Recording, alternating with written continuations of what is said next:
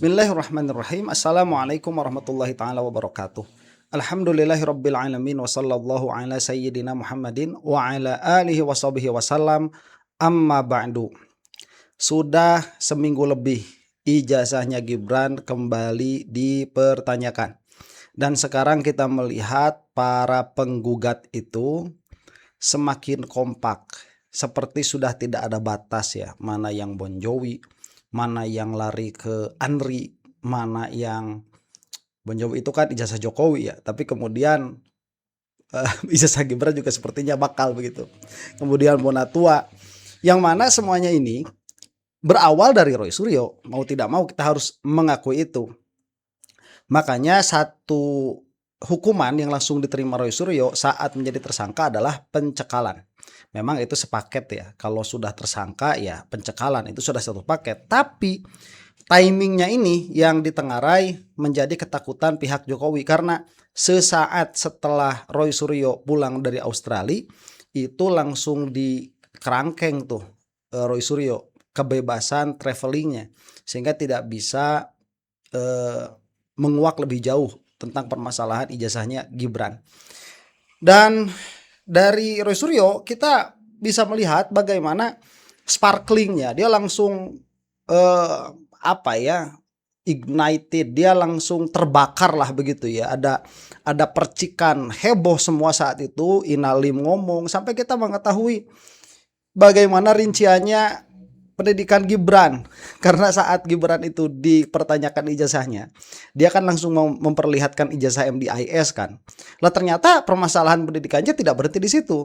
Dari mulai SMP yang mana kemudian pindah ke Singapura, ke Orchid Park, kemudian dari Orchid pindah ke UTS InSearch ya di Australia, kemudian pindah lagi ke MDIS, kemudian MDIS juga dipermasalahkan, yang kemudian juga sudah tidak bekerja sama lagi dengan Bradford and so on and so forth. Dari situ mulainya. Nah sekarang Denny Indrayana bikin narasi luar biasa ya, sayembara, yang mana sudah mencapai 1 miliar lebih sekarang sayembaranya. Kumpulan dari orang-orang yang memang peduli terhadap ijazah Gibran, yang memang tidak akan ada orang yang bisa mengeluarkan ijazah SMA Gibran atau yang setara. Tetapi yang perlu kita amati saat ini, bagaimana para pencari kebenaran ini, yang mana saya melihatnya sebagai upaya untuk meruntuhkan dinasti Jokowi, itu bersatu. Dan itu bagus, karena Jokowi memang musuh bersama ya, itu harus dijadikan musuh bersama ya. Sekat-sekat Bon Jovi apa segala macam itu hanya di dalam nama-nama perjuangan saja, tetapi dalam perjuangannya sama. Nah yang akan kita saksikan ini sekarang adalah perbincangan antara Denny Indrayana, Bonatua, dan Subhan Palal dengan mengatakan dengan judul ijazah SMA Gibran gaib tanda tanya. Bonatua, Denny Indrayana, Subhan melawan. Baik ya, jadi tidak berlebihan apabila ada orang mengatakan ini adalah sebuah gerakan politik. Tetapi apapun itu, kita lihat substansinya. Kita tidak melihat orang-orang di belakangnya atau motifnya. Kita lihat substansinya saja. Saat ada substansi permasalahannya, yaitu pendidikan Gibran dan penyetaraan pendidikannya itu bermasalah, ya sudah, kita fokus di situ. Nah mudah-mudahan besok lusa kena hari sialnya Jokowi dan keluarga itu ya. Malas banget kita ngomongin orang itu. Tapi mau bagaimana lagi, kalau kita nggak ngomong kalah sudah ya. Ngomong aja ya progresnya lambat, apalagi kalau nggak ngomong. Kita saksikan. Assalamualaikum warahmatullahi wabarakatuh. Waalaikumsalam warahmatullahi Malam ini wabarakatuh. spesial. Saya didampingi oleh dua pejuang. Sebelah kanan saya Pak Bonatua, sebelah kiri saya Pak Subhan. Iya, halo. Malam ini kami berkumpul karena satu frekuensi dan berniat untuk sinergi terkait dengan ijazah SMA Mas Gibran. Saya sedikit ulang, kenapa ini penting? Karena menurut Undang-Undang Pemilu, syarat pendidikan itu untuk presiden dan wakil presiden adalah minimal sekolah lulus SMA atau sederajat. Sejauh ini kita belum punya bukti, paling tidak sampai hari ini saya sudah melakukan sayembara, dan untuk update per detik ini ada yang menyumbang lagi, sudah 700 juta yang menyumbang baru, sehingga total sekarang hadiahnya Rp1.051.050.050 rupiah. Masuk ke beda 53 juta ya. Karena ada juga 50.000. yang setelah saya verifikasi boleh nggak 50.000 ya boleh. Tapi mohon izin saya memang agak ketat memverifikasi. Satu tidak perlu ditransfer dulu karena memang ini bukan sumbangan kecuali mungkin agak sulit ya ketemu ijazahnya dan ada yang menang gitu. Dua, nama-nama penyumbang juga tidak perlu dipublikasikan. Jadi Ya, itu memang satire izin ya, kalau satir. ada yang mau menyumbang silahkan japri saja, tapi izin kami verifikasi. Nah, hari ini kita akan dengar apa-apa yang sudah dikerjakan oleh Pak Bonatua dan Pak Subhan. Karena ini sebenarnya banyak yang sudah dilakukan. Saya ini justru baru mulai. Beliau-beliau sudah lama sekali berjuang. Dan mari kita kupas supaya semua paham. Karena ada yang bilang, ini kok tidak melalui jalur hukum. Jalur hukum sudah dilakukan. Kenapa sayembara? Sayembara untuk menarik keikutsertaan masyarakat. Karena ini isu yang sangat penting menyangkut posisi kepemimpinan nasional yang juga sangat-sangat penting, Wakil Presiden. Kita mungkin dari kanan. Nah, katanya kanan itu lebih dahulu katanya. Pak Bonatua, kira-kira bisa dijelaskan Pak mungkin, tapi tidak perlu panjang, apa-apa yang sudah Bapak lakukan terkait dengan keberadaan ijazah SMA Mas Gibran ini? Baik, sebelum ke Bonatua ya, kita lihat ini waktu Denny Indrayana mengeluarkan sayembara 100 juta itu ya, itu tidak terlalu ramai. Nah sekarang kalau dia setiap hari dibicarakan dengan apa namanya, dengan narasi yang sama, itu berpeluang untuk menjadi besar. Dan sekarang yang menonton ini dalam waktu 22 jam ya, catatan yang nampak di depan kita itu 82.000 orang. Nah ini sudah semakin membesar. Ini besok lusa bisa menjadi seperti ijazah palsunya Jokowi begitu. Nah itu harus terus menerus ya, supaya tidak ada celah lagi di kemudian untuk Bani Gorong-Gorong ini masuk ke dalam pemerintahan, karena mereka itu sudah jelas hama dan merusak. Baik Prof, makasih ya. Untuk Gibran saya sebenarnya sudah memenangkan yang berharga juga yang dulu sempat dirahasiakan, yaitu surat keterangan langsung dari surat keterangan yang dikeluarkan oleh Kemendikdasmen. Jadi sekitar bulan Februari tahun ini ya saya dapat barangnya, dan di situ juga selain surat keterangan itu beserta dengan checklist dokumen-dokumen yang wajib disertakan untuk mendapatkan surat keterangan itu. Nah, di situ juga ada statement bisa dibaca di putusannya ya, putusan 083, putusan KIP, Komisi Informasi ya. Pusat ya. Di situ disebut bahwa ternyata seharusnya ada panel tim yang menguji apakah dokumen-dokumen syarat-syarat tadi memenuhi syarat untuk disetarakan ijazahnya. Ternyata tidak ada. Tidak ada.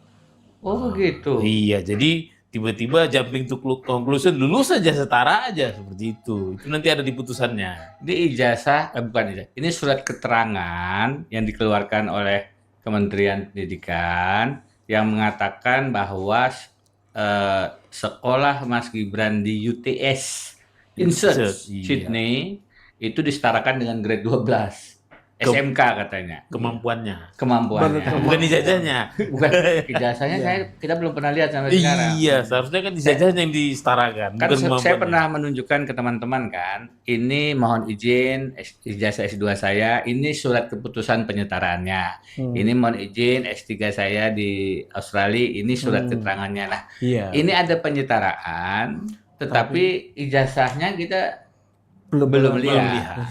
Sampai sekarang sayembara saya juga belum ada pesertanya. Sehingga bakalan ada. Jadi untuk di antara checklist itu kayaknya ada yang tidak ada itu, ada yang tidak ditik. Ada yang tidak dicontreng, artinya nggak ada barangnya ya. Itu apa? Surat dari KBRI, keterangan apa? Kedutaan besar ya. Iya betul. Jadi dia kosong di checklistnya ya. Mungkin kelihatan di sini ya.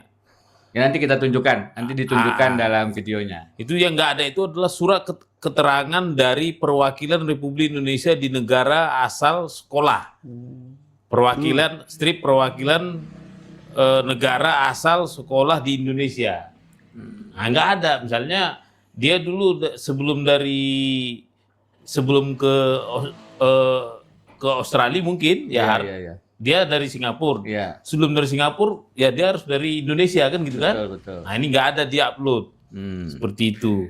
Ini ada rencana kita ajukan langkah hukum lagi nih barangkali untuk minta list ini dan dokumen-dokumennya, Pak. Nah gitu Pak Prof. Jadi memang saya kan bekerjanya metodologis. Iya. Artinya minta ini nggak langsung minta semua. Jadi karena tadi memang kita rasa perlu untuk melanjutkan penelitian ini. Sebenarnya yang ini sudah saya sampaikan di buku saya. Iya. Karena merasa perlu, ya kita akan nanti meminta semua yang ada ini, ada misalnya ini ya, ada berkas administratif itu ada scan paspor, ada scan akte kelahiran, surat kenal lahir, ada semua dokumen itulah. Iya, ijazah SMP. Nah, ini semua ada nih. Ini nanti kita mintakan ke KIP. Kemdikdasmen. Kemendikbudristek dulu, ya. Feeling saya juga ini akan panjang. Karena biasalah Kemdikdasmen kayaknya nggak semua kementerian lembaga sekarang nggak gampang menyerah. Harus ke KIP kemudian. Harus KIP, fight lagi seperti itu. Ya, ini perjuangan panjang. Pak Bonatua juga sudah mengajukan ke permintaan dokumen KPU. Iya, KPU. Itu gimana itu, Pak? Jadi kita udah meminta dokumen ke KPU, meminta sebenarnya ini lebih ke memastikan saja bahwa apa sebenarnya yang diupload oleh Pak Gibran selaku cawapres ke KPU memenuhi syarat-syarat pencalonannya. Karena sebenarnya untuk apa yang diupload beliau untuk jadi calon wakil presiden, calon wali kota Solo, saya udah dapat. Okay. Sekarang apakah itu sama dengan cawapres? Feeling saya sama karena jaraknya nggak begitu jauh. Iya. Nah, memang seperti tadi lagi nih Pak Prof. Ternyata KPU nggak gampang menyerah, ditolak dulu. Nah, dia minta syarat tambahan. Nah, ini saya sudah lagi ajukan keberatan. Saya kasih dalil-dalilnya bahwa mereka tidak boleh menambahkan syarat-syarat yang tidak diatur oleh undang-undang KIP. Iyalah. Nah, saya tahu maksudnya ini adalah untuk mempersulit lah, kan gitu kan? Ya, siap-siap ke KIP lagi tuh. Pasti.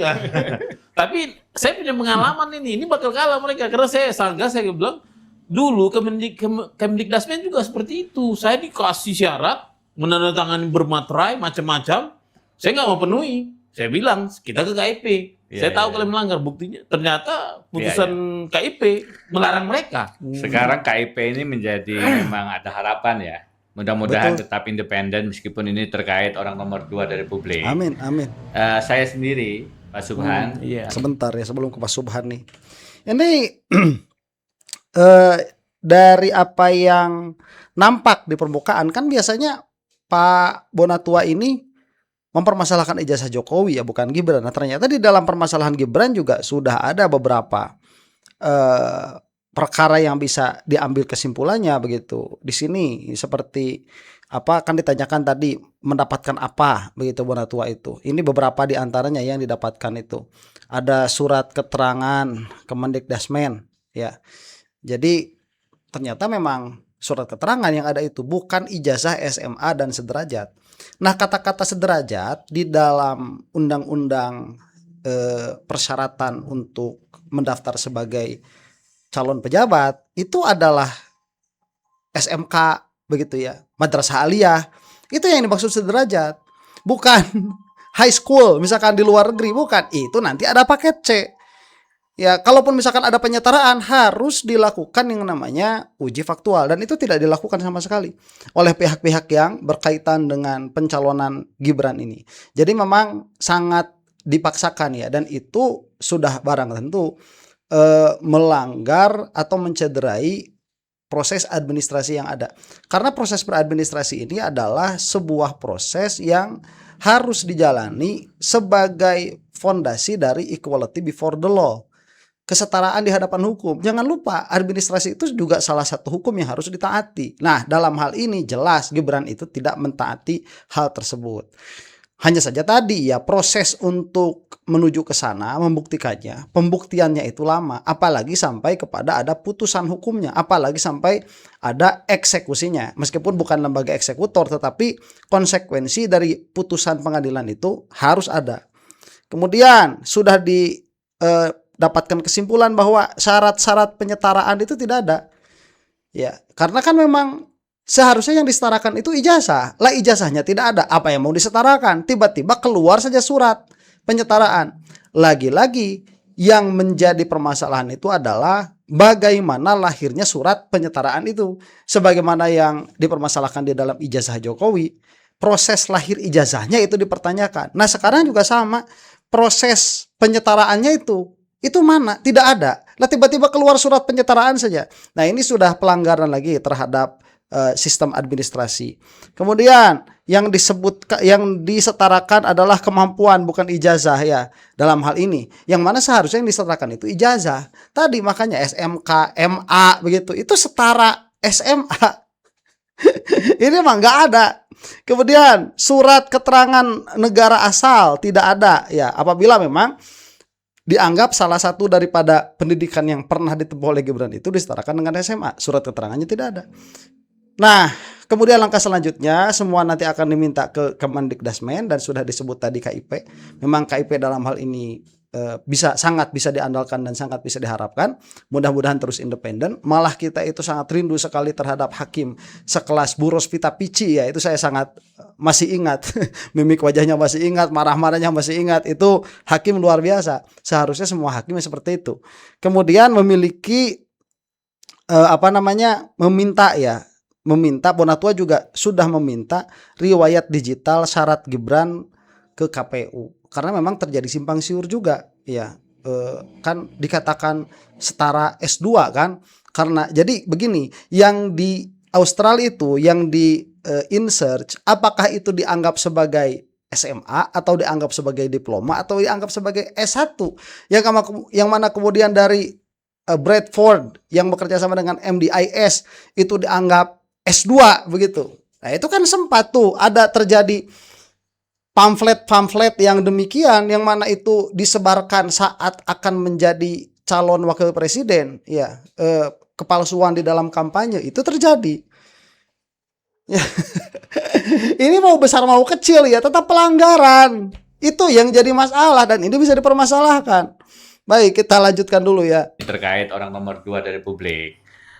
Saya sendiri Pak Subhan, Pak Bonatua juga mengambil langkah-langkah. Apa langkahnya, apa yang saya lakukan, nanti pada saatnya akan saya sampaikan. Tapi langkah ini kebetulan karena saya punya izin praktek di Australia, maka terkait dengan Australia lah.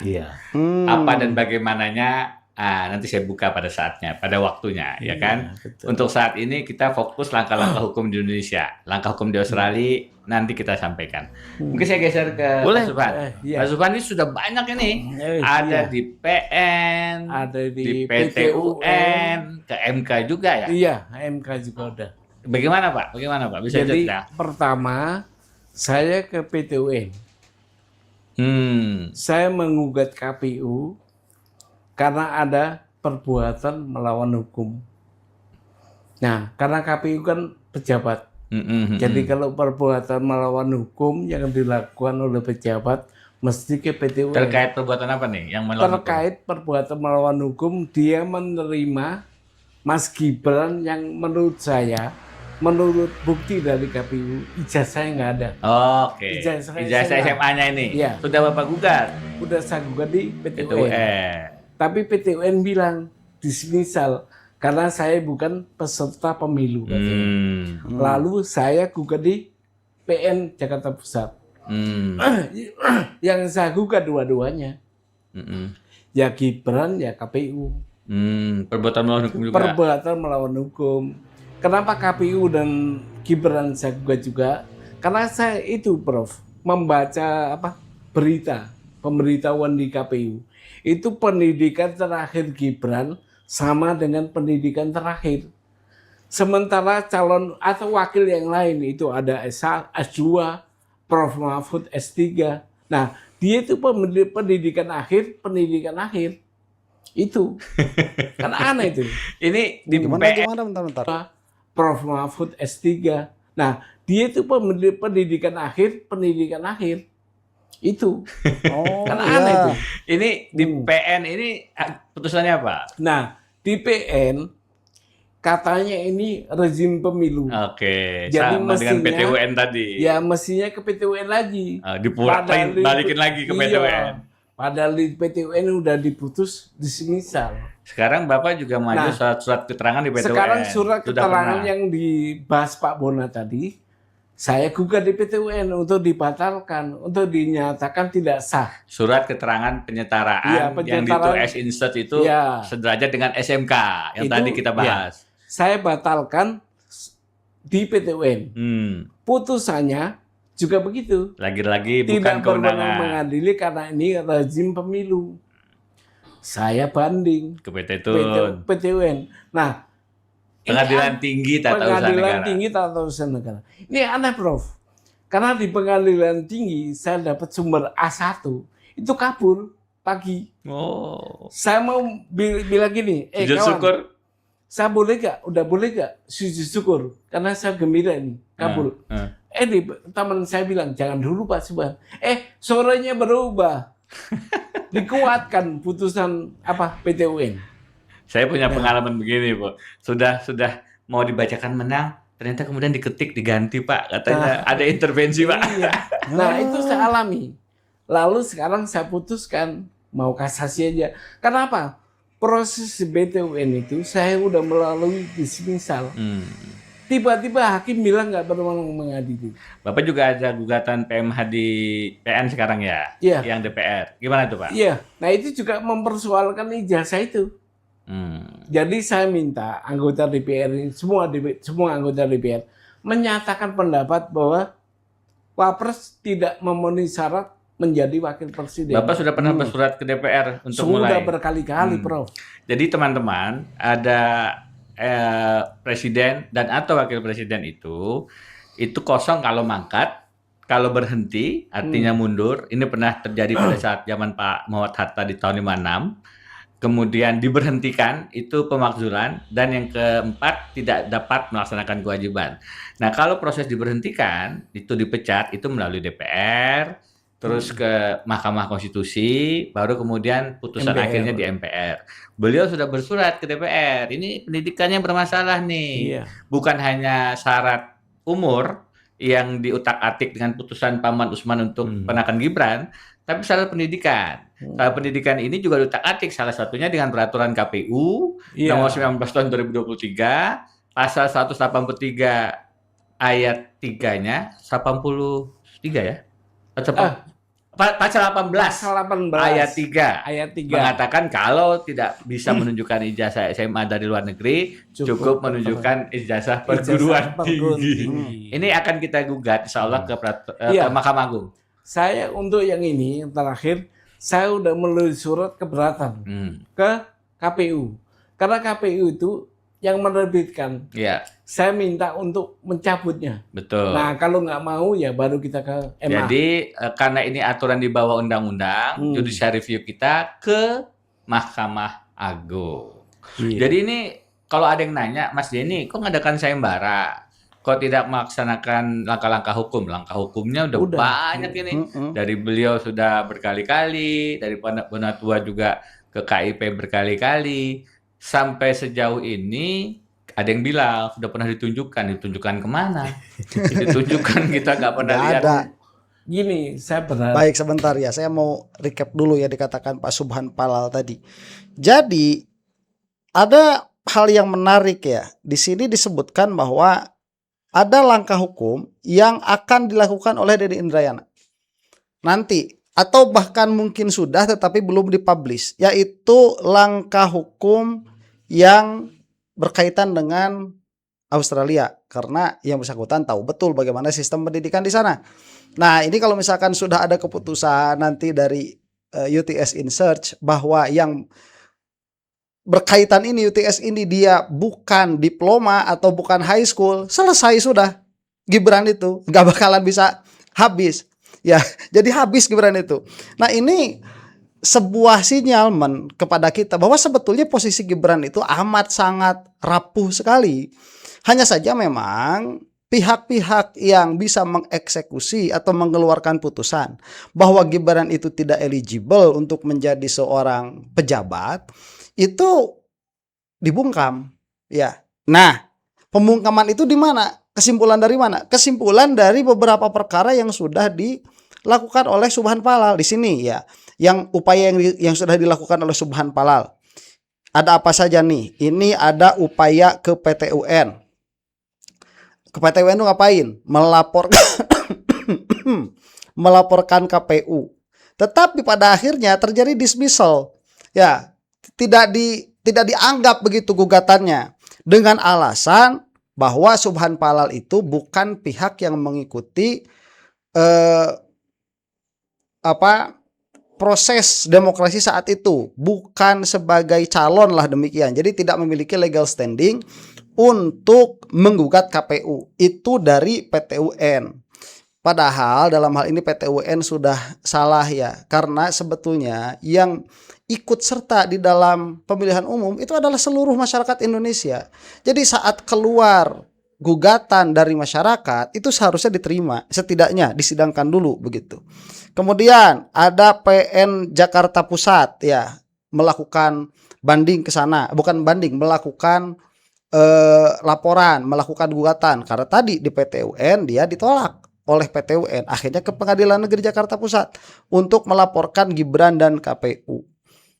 Nah, apa yang menjadi permasalahan ini pendidikan akhir Gibran?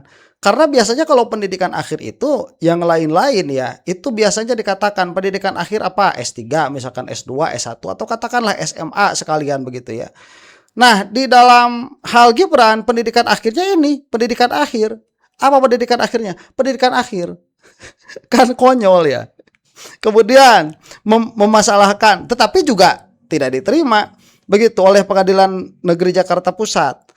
Surat keterangan ke PT UN karena disuruh kembali lagi ke PT UN kan oleh Pengadilan Negeri Jakarta Pusat itu. Kemudian mempermasalahkan surat keterangan ke PT UN yang tadi kita bahas tuh. Jawabannya tidak berwenang untuk mengadili PT UN itu. Kemudian banding ke Pengadilan Tinggi. Nah, banding ke Pengadilan Tinggi itu sudah ada bahasa diterima bandingnya itu, tetapi last minute di menit-menit akhir diubah. Ayo, ada yang protes. Bukan dirubah, itu diubah. Iyalah diubah. Dia diubah menjadi ditolak. Makanya mau melakukan setelah banding itu apa? Kasasi, mau melakukan kasasi. Nah, makanya tadi Prof Indrayana ya, Prof Denny mengatakan saya juga pernah mengalami hal yang serupa. Itu sudah menang, dirubah di situ, diubah di situ, diubah langsung. Ya, emang ngada-ngada ini ya sistem hukum di Indonesia itu. Kemudian ini nih yang paling mencolok, yang mana sebetulnya ini adalah bom waktu ya. Andai kata DPR itu seret setorannya dari Joko Widodo nih. Dia meminta kepada DPR untuk menyatakan Gibran tidak sah. Ini adalah permintaan yang legal. Yang mana seharusnya memang yang datang sendiri Subhan Palal. Tetapi kan ini juga merupakan concern daripada masyarakat yang mana seharusnya aspirasi tersebut diterima oleh DPR. Hanya saja apakah DPR menerima itu? Ya tidak menerima sama sekali. Tapi dalam permasalahan yang memang merugikan mereka seperti Febri, nggak usah ada pengaduan, itu mereka langsung asal comot saja.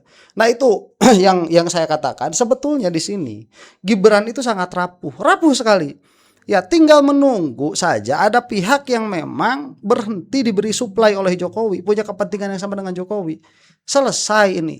Makanya kita sekarang melihat bagaimana membabi butanya pihak Joko Widodo, Bani Gorong-Gorong itu di dalam mempertahankan kekuasaannya. Karena sekali rapuh saja, ada yang retak saja daripada pihak-pihak yang bisa mempermasalahkan Gibran itu sudah hampir dipastikan retak dan datanglah hari sialnya Joko Widodo. Demikian, mudah-mudahan Termul binasa dan si empunya Termul juga binasa. Untuk Anda yang bukan Termul, wallahu taala a'lam bissawab. Assalamualaikum warahmatullahi taala wabarakatuh.